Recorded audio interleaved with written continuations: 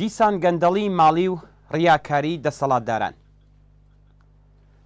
لەم دوایانەدا کۆنسەرسیۆمی نێونەتەوەی ڕۆژنامەوانان بەڵگەگەلێکی لەژێر ناوی بەڵگەکانی پاندۆرا بڵاو کردەوە کە تێیدا پەردە لەسەر خۆتزیینەوە لە ماڵیاتی 330 کەس لە ڕێبەران و سیاسەتمەدارانی جیهان لادراوە. بەوتەی ئەم ڕێکخراوە ئەم بەڵگانە بەرهەمی کاری پتر لە 600 ڕۆژنامەوان لە 117 وڵاتی جیهانە. پانتایی گەندەڵی، تاڵان و ڕیاکاری حاکمانی سیاسی نیشانی دەدات کە چۆن سیستمی سیاسی، بانکی ماڵیاتی، جیهانی سەرمایه‌داری ئەو ئیمکانە بە حاکمانی ئەم نیزامە دەدات کە ملیاردها دلار لە سەروەت و سامانی وڵاتەکەیان کە پێویستە بکرێتە خەرجی بواری تەندروستی، دەرمان، شوێنی نیشتەجێبوون و فێرکاری و خۆشبژێوی خەڵک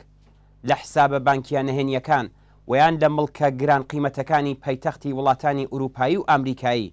بۆ خۆیان و بنەماڵەکانیان سەرمایه‌گوزاری دەکەن. پەیوەندی دەسەڵاتی سیاسی و گەندەڵی ماڵی بابەتێکی تازە نییە، بەڵام ئەوەی کە تازەیە یەکگرتووی ڕۆژنامەوانان بە ئامانجی لە قاودانی گەندەڵی و ڕیاکاری حاکمانی گەندەڵە. حاکمانێک کە سەروەتی نەتەوەیی و ئیمکاناتی خەڵکی وڵاتی خۆیان بە چالاکی پڕپێچ و تاو و نائاسایی لە وڵات دەبەنە دەرێ و لە وڵاتە جۆراوجۆرەکانی جیهان سەرمایه‌گوزاری دەکەن بەبێ ئەوەی کە ناونیشانێک لە خۆیان بەجێبێڵن. لە ناو لیستی لە قاودراودا ناوی سەرۆکۆماری وڵاتی ئازەربایجان تاوانبارە بە دزێتی 400 میلیارد دلاری، پادشای ئۆردۆن بە پتر لە 100 میلیۆن دلار مڵک و ماڵ، سەرۆکۆماری پاکستان و بنەماڵەکەی و تۆنی بلێر سەرۆکوەزیرانی پێشووی ئینگلیز دەبیندرێن. سەرمایه‌داران و بە تایبەت دەسەڵاتدارانی گەندەڵ بە دامەزراندنی ئەرتەشێک لە ژمێریاران، پارێزەران، ڕاوێژکارانی ماڵی و بە کەڵک وەرگرتن لە تۆڕە نایاساییەکانی ناردنی پارە بەشێک لە سەروەتی خۆیان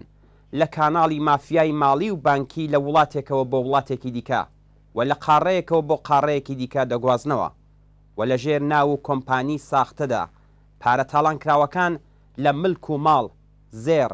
نەوت و سەهامدا سەرمایه‌گوزاری دەکەن. ئەمە یەکەم جار نییە کە لیستی دزی و گەندەڵی نجومی حاکمانی گەندەڵ ئاشکرا دەبێت و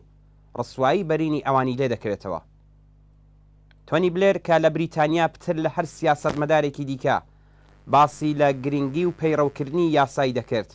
و پادشای ئۆردۆن کە کاسەی سواڵی بەدەستەوەیە و لە پایتەختێکەوە بۆ پایتەختێکی دیکە لە هاتوچۆدایە، عەلیئۆف دیکتاتۆری ئەقڵسووکی ئازەربایجان کە بە چەکی ئیسرائیل و گروپە جیهادیە عەرەبەکانی هاوپەیمانی تورکیا چەند سەرکەوتنێکی لە قەرەباغ بەدەستهێناوە، نمونەی ڕیاکاری و گەندەڵی حاکمان و دەسەڵاتدارانن. گرنگی ئەم بەڵگانە تەنیا لە ڕسواکردن و نیشاندانی ڕیاکاری حاکمانی گەندەڵدا نییە، بەڵکو لەوەدایە کە سەرەڕای یەکجار نهێنی بوونی ئەم گەندەڵیانە دەکرێت بەکاری یەکگرتوو دژواری ڕۆژنامەوانان ملیۆنان بەڵگەی لێ ئاشکرا بکرێت. لە قاودانی ئەم بەڵگانە نیشانیدا کە دیکتاتۆران و دەسەڵاتدارانی گەندەڵ چیتر نە ئەمنیەتێکیان بۆ سەروەتی نجومی خۆیان هەیە و نەپاش هاتنە خوارەوە لە دەسەڵات دەتوانن شوێنێکی ئەمنیان بێت. حاکمانێک کە خەڵکی ئاسایی و بێبەش بە خاتری بابەتێکی یەکجار چکۆلا بە تاوانی پێشێلکردنی یاسا ڕەوانەی دادگا و زیندان دەکەن، لە هەزینەی خانەنشینکراوان، کەم ئەندامان، منداڵان و کۆچبەران دەگێڕنەوە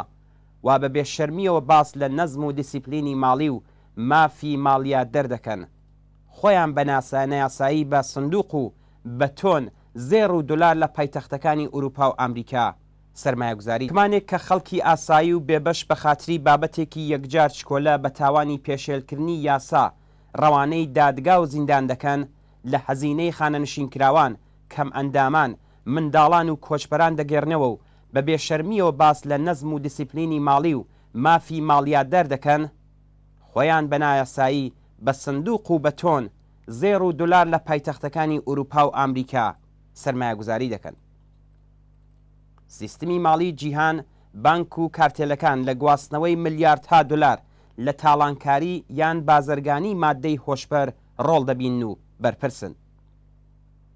بەبێ بەشداری بانک و حکوومەتەکان چۆن دەکرێ ملیاردها دولاری حاکمانی گەندەڵ و باندە مافیایەکان لە وڵات و قاڕەیەکەوە بۆ وڵات و قاڕەیەکی تر بگوازرێتەوە. ئەوە چۆنە کە بانک و حکوومەتەکان کە بۆ ناردنی چەند سەد دلاری خەڵکی ئاسایی داوای بەڵگەی فراوان دەکەن لە پەیوەند لەگەڵ سەرچاوی ئەم سەروەتە ئەفسانەیانە و گواستنەوەی ملیۆنان دلاری نایاسایی کە ماڵیاتێکی بۆ نادرێت هیچ پرسیارێک ناکەن. خەڵکی ئێران ئەزمموی سەردەمی دەسەڵاتی پەهلەویەکانیان هەیە کە چۆن ملیاردها دلاریان لە ئێران بردە دەرێ و هێستاش پاش چواردەیە پاشماوەکانی بنەماڵەی پەهلەوی ژیانێکی ئەفسانەییان هەیە بەبێ ئەوەی کە تەنانەت یەک ڕۆژ کاریان کردبێت. خەڵک ئەزمموی دەسەڵاتدارانی گەندەڵی ئیسلامیان هەیە کە چۆن گەندەڵی سیستماتیک و ڕاندخۆری دەبێتە هۆی بەتاڵانچوونی ملیاردها دلار لە سەرمای خەڵک. شەفافکردنی داهات و سەروەتی دەسەڵاتداران، نەهێنی نەبوونی ئاستی سەروەت و سامانیان، راپۆرتی ساڵانە لە ئاستی دارایی حاکمان و بنەماڵە و کەسوکاریان، ڕوون و شەفافبوون و سەرچاوی ئەم داهاتانە، قەدەغەکردنی وڵات و ناوچەگەلێک کە بەشێکی بەرین لە پارەی دزی جیهانیان تێدا کۆبۆتەوە بەبێ ئەوەی کە هیچ ماڵیاتێک بدەن و هیچ پرسیارێک لە سەرچاوی دابینکردنی ئەم سەرمایانە بکەن، بوونی میدیای ئازاد کە بتوانێ تاوانی ماڵی حاکمانی گەندەڵ بڵاو کاتەوە، دەتوانێت لە هێنانە خوارەوەی ئەم تاڵانکردن و گەندەڵیانەدا کاریگەر بێت. پەناگا ماڵیەکان کە بەڕواڵەت یاساین ئەو شوێنانە لە جیهانن کە سپیکردنەوەی پارەتیاندا بابەتێکی ئاسایی و باوە و لە بری پارەیەک کە وەری دەگرن خزمەتگوزاری نهێنی ئەنجام دەدەن و سەروەتی تاڵانکراو لەلایەن حاکمانی گەندەڵ و سەرمایەی سەرچاوەگرتو لە فرۆشی مادەی هۆشبەر و تۆڕەکانی لەشفرۆشی، قومار و کازینۆ یاسایی دەکەن. سەرانی گەندەڵ و دەست لە بارودۆخێکدا کە زۆربەی خەڵکی وڵاتەکانیان لە هەژاری و بێبەشیدا دەژین، نەتەنیا ئەمڕۆ خۆیان و بنەماڵە و کەسوکاریان ژیانێکی ئەفسانەییان هەیە، بەڵکو بۆ نەسلەکانی داهاتووی خۆشیان سەروەت و سامانی گەورە پاشەکەوت دەکەن. بە لە بەرچاوگرتنی بوون و حزوری هەزاران مرۆڤی شەریف کە لە بوارەکانی میدیایی، یاسایی و سیاسیدا چالاکی دەکەن،